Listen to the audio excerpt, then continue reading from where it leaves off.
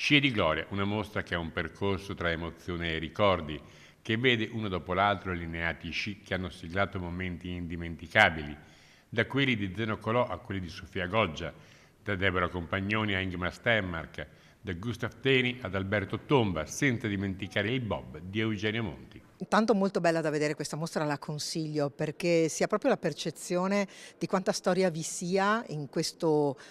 grande spazio che è lo sport, che parte da una dimensione di vita quotidiana e arriva fino al nostro contemporaneo e al futuro, e parla di società che cambia, ma parla di sicurezza, parla di investimenti industriali, di un grande rapporto con il mondo della ricerca, che poi è la forza del nostro sport system. Sì, perché a fianco dei 400 sci scelti tra i 4.000 raccolti e poi donati da quell'inimitabile collezionista che fu Tonino Zampieri, c'è anche l'innovazione, quella che lega il mondo universitario al mondo dello sport. La storia dello sci è stata oggetto di una continua serie di innovazioni che incrementalmente hanno portato gli sci del 1800 ad essere quelle macchine da gara che sono adesso,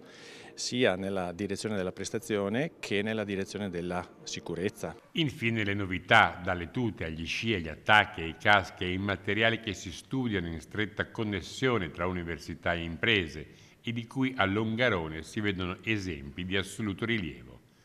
Tutto in una mostra che si può solo sperare trovi una sua collocazione stabile e definitiva, magari proprio a Cortina, a fianco di quella pista intitolata a chi, con il suo Bob, vinse ori mondiali ed olimpici. Direi che è il Pantheon della memoria, dello sport system e dei nostri campioni che hanno celebrato le loro vittorie, le loro fatiche, le loro sconfitte, ma anche hanno alzato al cielo la loro della vittoria.